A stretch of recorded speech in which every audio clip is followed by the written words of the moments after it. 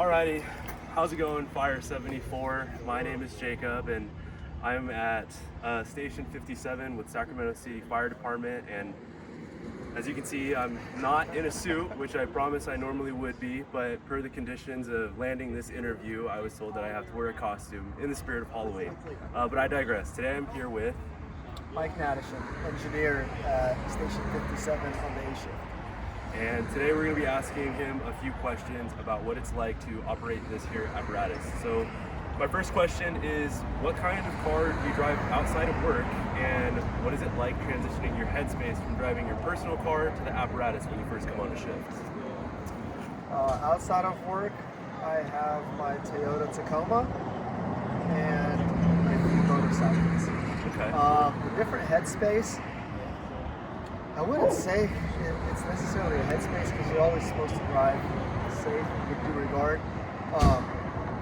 But here you know that you're going to be running red lights, you're going to be going a little bit faster. It is a little bit dangerous, a little bit more dangerous than driving your own car because you are doing all those things. You're going to emergency calls, so you're amped up. So you just have to realize that you have to slow down and you will get to the emergency eventually. Just slow down. Look at every single piece that's on the roadway that can get you into trouble or anybody else into trouble, because this thing weighs so much. You don't want to drive above your limits.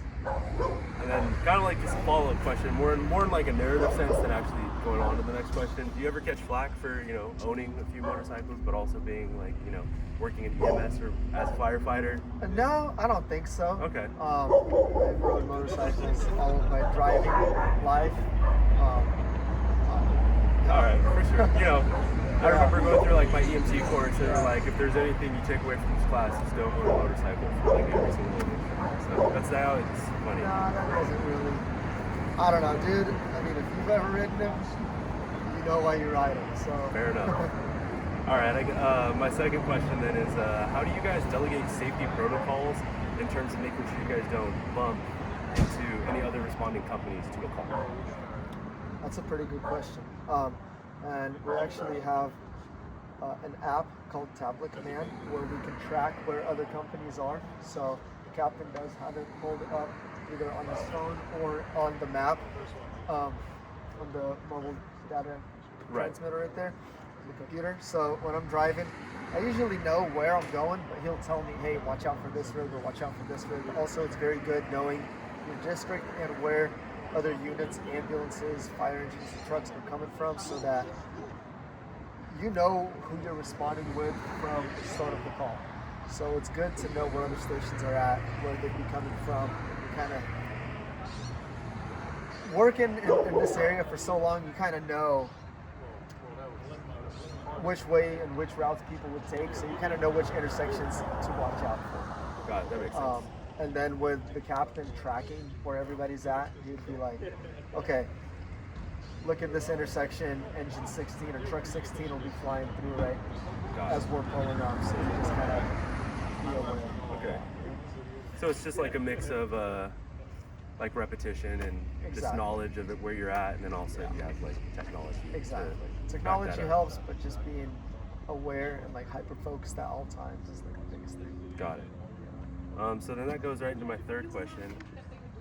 Before you even get on a call, how often does your initial walk or equipment check of the apparatus take before you're ready to operate it, and how is that responsibility delegated? Obviously, you're operating the apparatus, you know how you like stuff, but if there's too much that needs to be taken care of or looked at, it might take you personally too long to get a call, and you're like, well, I'm like halfway through. So just curious about like that kind of process. Right. So it does take quite a while to check the apparatus out every single time, because as engineers, the responsibility does fall on us for every piece of equipment on this thing to be operable at all times. So the process for that is usually you come on shift, 7 a.m. You talk to the off-going engineer. They'll let you know what they've done the days before or the night before. They'll tell you their spiel, what they found broken, what they have fixed, what the shop has fixed, or any issues that they find on the rig. And it's all logged onto our computer also. You're supposed to do a rig checkout every 24 hours. And it depends on the engineer and how thorough they are. Usually it takes me about an hour to an hour and a half to check everything out, and I start with the essential stuff. So I would check out like the lights, I would check out the brakes first to make sure that they work. After I know that I'm operable to go onto the road, I would go down and check the pump and every single tool that's on this. But you get into a routine, but it shouldn't be a quick routine. You know what I mean? Yeah. So I feel like as long as you're good and operable to go onto the road, you're going to be safe and keeping your crew safe and everybody else that's around you, then you can move on to your essential stuff.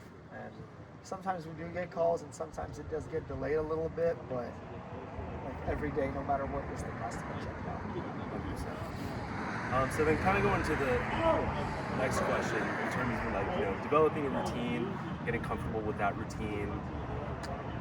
In general, how long do you think in your career has it taken you to get comfortable driving the apparatus in general? Obviously, you spend your whole life driving a car, a Toyota Tacoma, still a truck, obviously not to the same magnitude, but so how long has it taken you to get comfortable with this? And then what tips might you have to newer engineers and operators to expedite the process of getting comfortable, if that's even a thing, or just things that might help people get comfortable with driving these?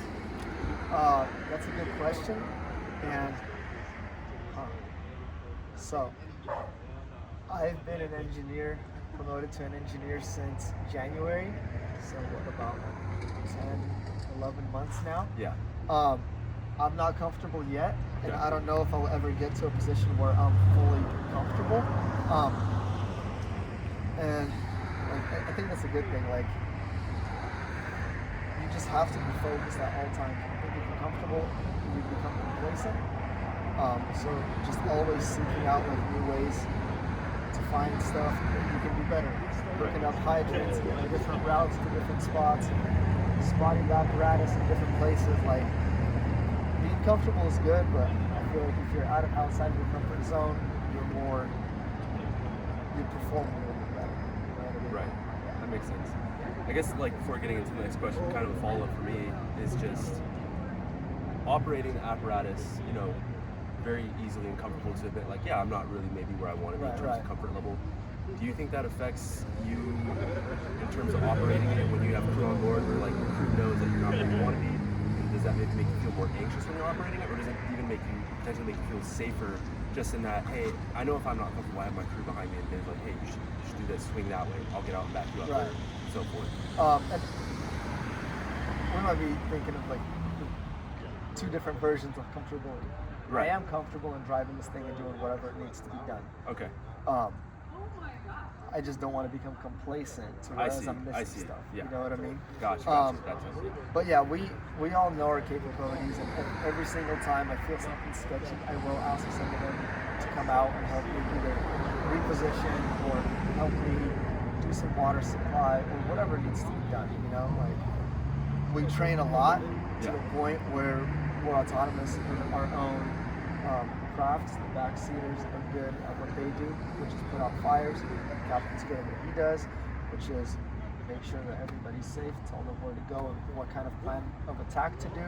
And I'm comfortable with my own water supply and pumping water and stuff, so they can have their own water whenever they need it, But just not getting comfortable in terms of complacency might lead to getting like lazy or kind of cutting corners on those. I totally here with like very aggressive interior firefighting. So we train all the time. Right. All right. Well, this is the last question I have. I saved it for last. I thought it might be kind of fun. Without incriminating anyone, what is the craziest maneuver you have seen pulled off with an apparatus in your career so far?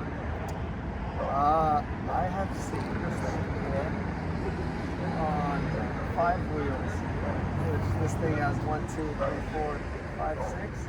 I've seen it get on 5. I've seen engineers drive so fast that it pulls one off of the road. All right. What else? Before I used to work here, I used to volunteer as an engineer, and being newer, I went into it was off-road. It was a grass fire, and it was a little bit wet, and buried the engine all the way to the axle, and then had to have a dozer pull it out.